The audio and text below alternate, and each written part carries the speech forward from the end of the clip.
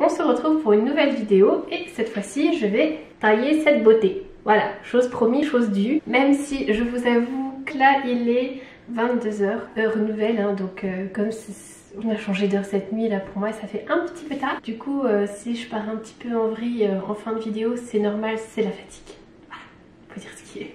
Comme il est tard, pensez bien que j'ai été occupée cette journée et aujourd'hui j'ai déjà taillé celle-ci et celle-ci avec les enfants. Donc voilà, on s'est bien amusé. On va dire ce qui est. Alors, commençons par le commencement, le matériel. Vous l'aurez compris, il faut une citrouille. C'est la base, sinon ça marche pas.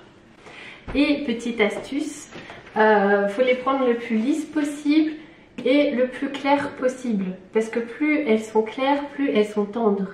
C'est pratique pour les taillader. Et plus elles sont âgées, plus elles sont orange foncé. Et donc vous allez un petit peu plus galérer à les tailler. Petit conseil du jour, qui n'est pas suivi d'un fou rire cette fois-ci. Parce que j'en avais trop chier. Niveau matériel, moi je vous conseille un petit truc comme ceci. C'est un Pumpkin Carving Kit, très pratique. Dedans il y a des petites scies, un petit outil pour faire des petits cercles et surtout le grattoir. Très pratique le grattoir. Voilà.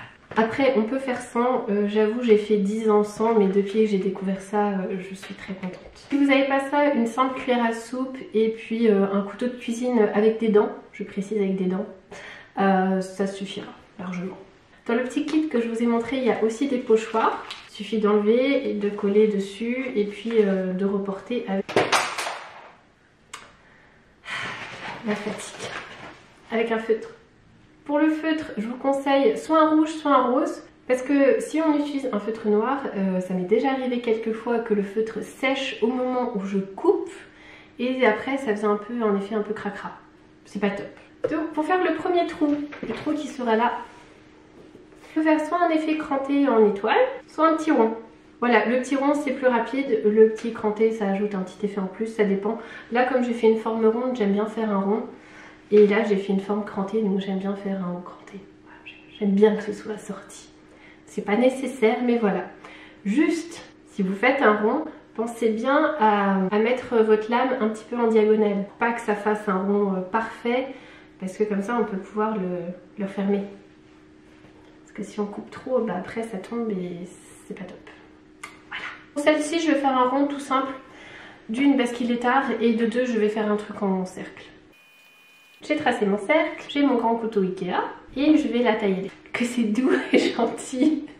Alors juste un petit truc comme ça, faites attention à pas vous couper. Hein. Parce que la citrouille est assez dure et vous allez forcer, donc faites gaffe. Genre, typiquement, ne faites pas comme moi, ne mettez pas vos mains juste à côté. Voilà.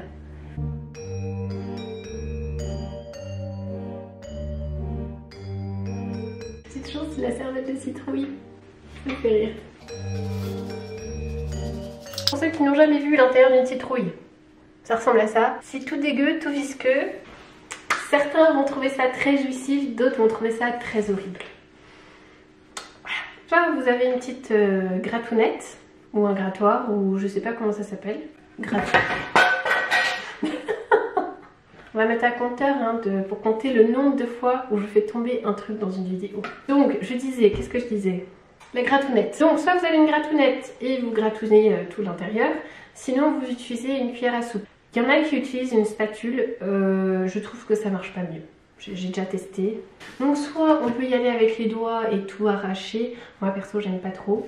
Donc je préfère y aller à la gratounette, casser tous les petits fils et après tout en bas.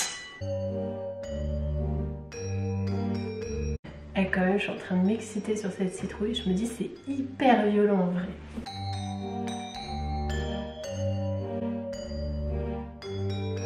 Ouh, tu t'es que les citrouilles. Autre petite chose, c'est important de bien gratter et d'enlever tous les petits fils, surtout du côté où vous allez tailler votre citrouille. Parce que sinon, quand vous allez tailler, il y aura plein de petits fils qui vont pendouiller. Une fois que j'avais coupé, là, il y avait plein de fils qui pendaient. Donc, j'ai dû enlever les fils, mais une fois qu'elle est taillée, bah c'est fragile. Voilà, c'est déjà arrivé qu'une citrouille se casse comme ça, de façon assez tragique. Et voilà l'intérieur de la citrouille. Bon, il reste quelques petits fils. Je vais le tenter comme ça. On verra si c'était une bonne idée ou pas. Alors pour le motif, j'ai envie de faire une sorcière. Je sais pas, je suis dans un délire sorcière. En même temps c'est Halloween. Donc je vais la dessiner à main levée sur ma citrouille. Sinon vous pouvez trouver plein de modèles de pochoirs de citrouille sur les moteurs de recherche assez facilement. Et sinon vous pouvez le dessiner sur une feuille de papier, le découper et ensuite dessiner dessus. Faites comme vous voulez.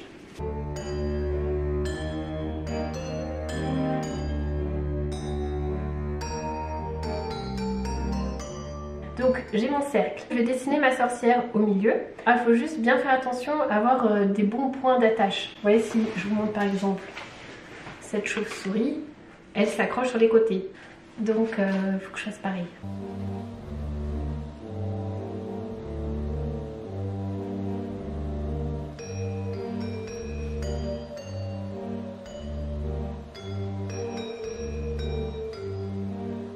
Je vais passer la vidéo comme ça penchée sur la table. Mais bon, comme ça vous voyez mieux. Voici l'esquisse de ma sorcière. Bon, elle n'est pas parfaite, mais on a l'idée. De toute façon, quand je vais couper, ce sera pas parfait non plus. Alors, deuxième conseil que j'ai appris avec le temps. Je vais d'abord faire cette partie. Parce que vaut mieux commencer par les petits détails au final en premier. Parce qu'en fait, à force de la tailler, elle va devenir beaucoup plus fragile. Donc, si je fais les petits détails à la fin, et que j'essaye d'enlever les bouts, une fois sur deux ça pète. Voilà, parce que c'est quand même hyper épais, on peut voir. Faut quand même que j'arrive à charcuter tout ça. Alors si vous avez mon petit kit là, ça c'est l'idéal pour percer avec le bruitage. J'ai d'une violence. Et après ça pour couper dans la longueur.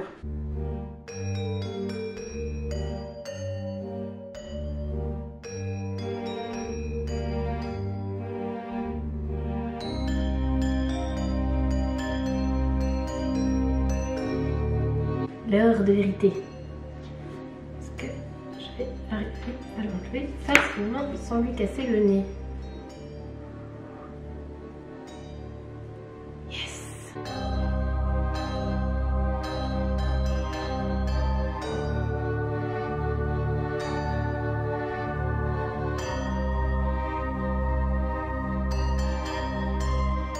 Deuxième instant de vérité. Sans lui casser les cheveux. Non, ça accroche quelque part. Où ça?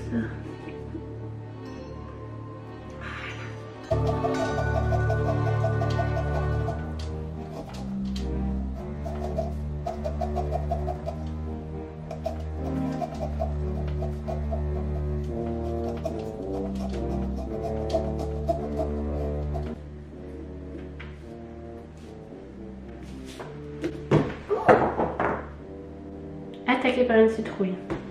Ça compte pas dans les trucs que j'ai fait tomber. Non, parce que là, elle s'est jetée. J'y suis pour rien. Franchement, j'y suis pour rien.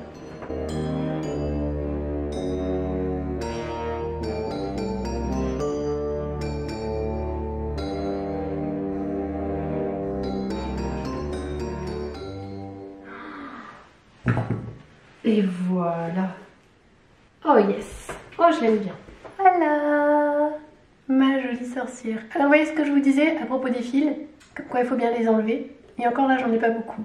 Alors là je vais reprendre mon gros couteau Ikea. Vous voyez c'est hyper épais en fait. Donc l'idée ça va être d'affiner la partie où il y a le dessin. Comme ça quand je mettrai ma bougie ça s'éclairera mieux. Je vais vous montrer avec l'autre. Vous voyez que le fantôme j'ai réussi à bien le désépaissir là sur le dessin. Donc je vais faire pareil. Et bien sûr la subtilité c'est d'arriver à l'affiner sans ruiner le truc. Là c'est hyper fragile, si mon coup de couteau part mal, tout s'effondre. Et c'est le drame. Et comme ça en plus on enlève les petits fils. Bon là il n'y a pas de technique, je commence par le plus simple parce que c'est ce qui me fait le moins peur.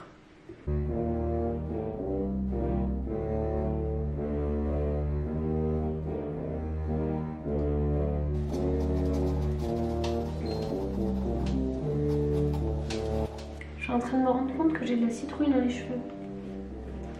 On va dire que c'est un petit détail fâcheux.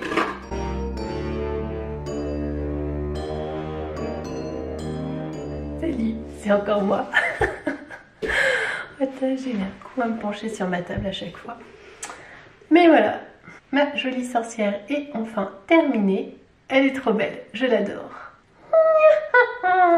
Donc j'ai réussi à la désépaissir, pas des masses non plus, hein, on va pas se mentir. Je le sentais quand même assez mal. Parce que c'est bien, je pense qu'éclairer ça va bien rendre. Surtout ne mettez pas des fausses bougies électriques, parce que votre bougie a besoin de sécher en fait. Donc il faut bien mettre des vraies bougies qui font une vraie flamme et avec du vrai feu qui chauffe. Ça évitera à votre citrouille de pourrir. Accessoirement ça peut être sympa. Après, j'avoue, une citrouille pourrie décorée, c'est vachement plus flippant. Ça me fait penser à la famille Adams, c'est trop, je le regarde. Ta-na-na-na, ta-na-na-na, ta-na-na-na, ta-na-na-na, ta-na-na-na. On va remettre son petit chapeau. Regardez des bébés citrouilles, ils sont trop mignons. J'ai trouvé ça à Carrefour, j'étais trop contente. Ma grosse citrouille verte que m'a offert mon voisin. J'ai un très gentil voisin. Oh j'adore. Ah ça rend vachement bien. Et voilà, et du coup on voit bien qui a fait quoi. Ça c'est pour Antonin qui a 4 ans. Celle-là c'est la mienne, parce que j'aime bien les sorcières. Enfin les gentilles sorcières, hein. Les méchantes j'aime pas trop. Et celle-là c'est pour Mathias qui va sur ses 7 ans et qui voulait une citrouille un petit peu effrayante. Mais pas trop quand même. Voilà. Franchement je suis très contente de moi. Je vais enlever les chapeaux parce que je veux pas que ça crame. Accessoirement ça peut être bien. Et voilà, mon petit chef-d'œuvre de la journée. Pour ces dés-là, j'ai eu beaucoup d'aide quand même. Sauf pour ce qui est du découpage. Pensez bien que j'ai pas filé les couteaux aux enfants. Si cette vidéo vous a plu, n'hésitez pas à liker, commenter et à vous abonner. Et sur ce, je vous souhaite un très joyeux Halloween et je vous dis à très bientôt.